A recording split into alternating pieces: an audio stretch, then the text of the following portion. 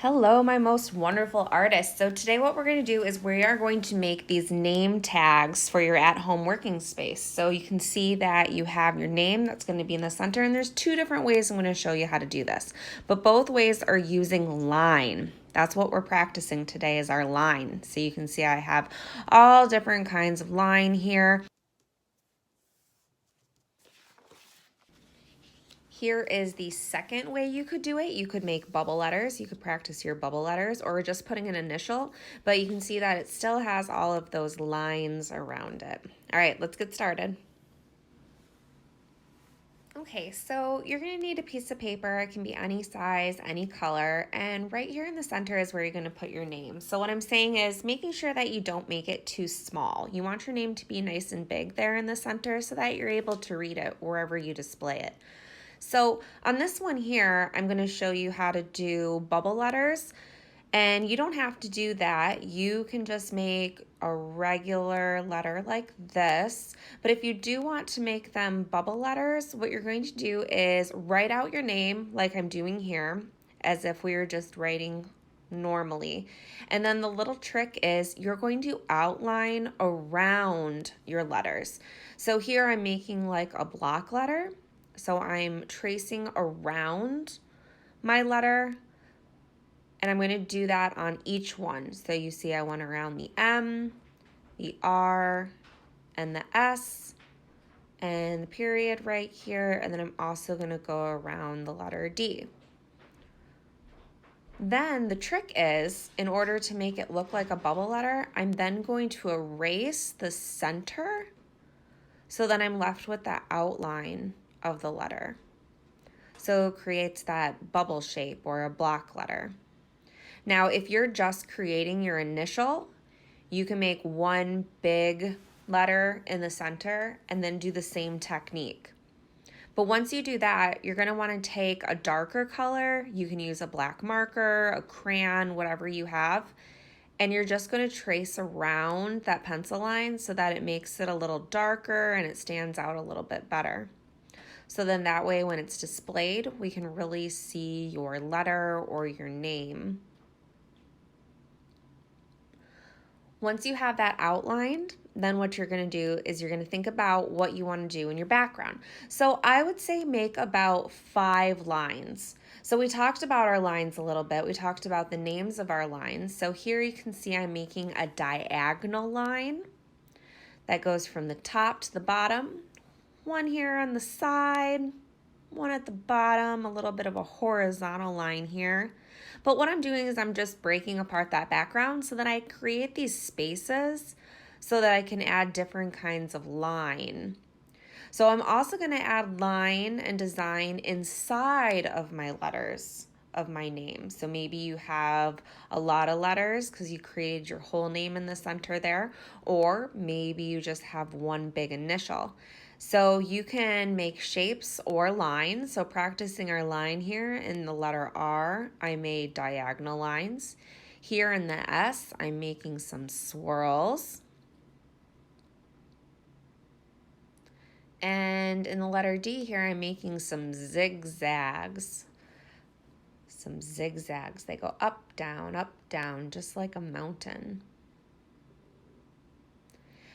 Once I've filled in the letters with different kinds of lines, I'm then going to create some lines and designs in the background where I created those sections, almost like puzzle pieces. So here I'm doing some diagonal lines and I'm just crisscrossing them around and making like an illusion. So just a lot of diagonal lines, straight lines, horizontal, vertical, diagonal. So you can fill the background with whatever lines you like. And you can even go back and you can watch that video where we talked about the names of our lines and where we practiced our lines in case you can't think of some lines that you want to do. There's also a slide that's going to have some examples, so in case you want to look at that and get some inspiration and ideas about what kind of lines you want to make, you can look at that while you're working.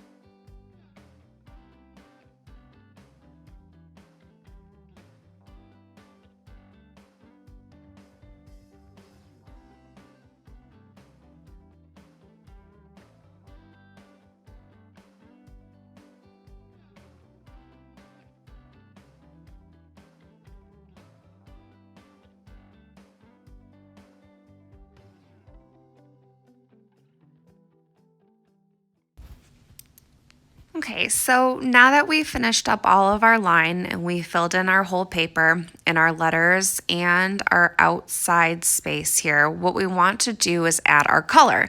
We want it to be very colorful because we know that color conveys emotion, and we want our picture to make us feel happy because this is going to be our name tag that's hung in our workspace at home. We're going to be looking at it every day. So what we don't want to do is take our crayon and color the whole thing, or take whatever you're using to add color and just fill it in with one color. We took our time and we added all of these details in line, so we wanted to take our time and fill them in nicely. We want to make sure we use good craftsmanship so it looks like we took our time and did our best work. And what I'm doing is I'm coloring in my hearts.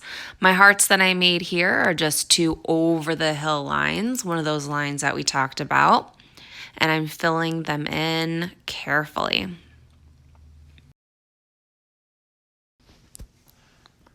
So here's the second example. So if you didn't want to do bubble letters, if that was a little hard and you want to practice that later, maybe you just wrote your name like this. Or maybe you just put the first letter of your first name or the first letter of your last name in the center. And then what you did is created that background. You used your lines, you broke it up.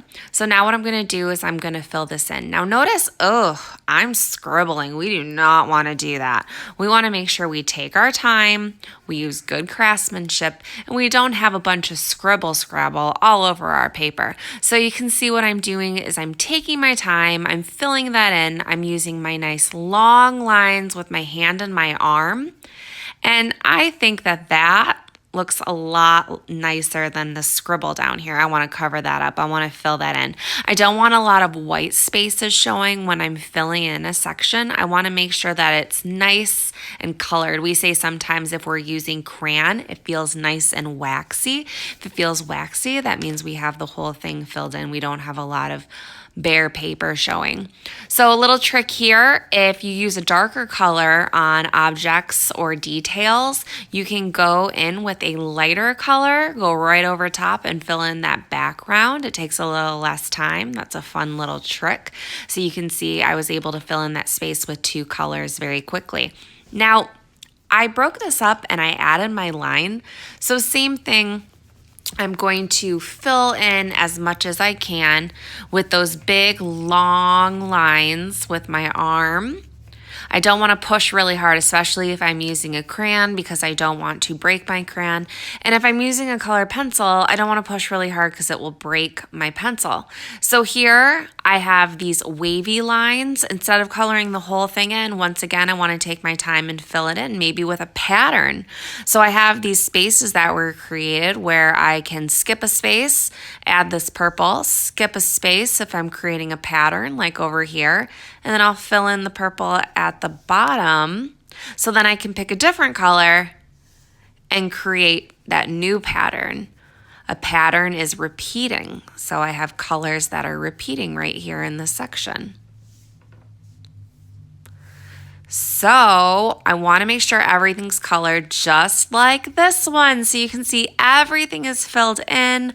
I created my lines in the background in each different section, and I have my name right there in the center. So I have some swirls, some diagonal lines, vertical dotted lines are loop-de-loops, waves, zigzags, broken lines. It looks wonderful. I'm so happy how it turned out. So depending on which way you decided to do it, if you wanted to do just a letter or your name, maybe you made some bubble letters like this and you filled them in. You have lots of different color. You have lots of different lines. Great way for us to practice our lines. And they look great. I can't wait to see what you created. Make sure you share your finished product with me.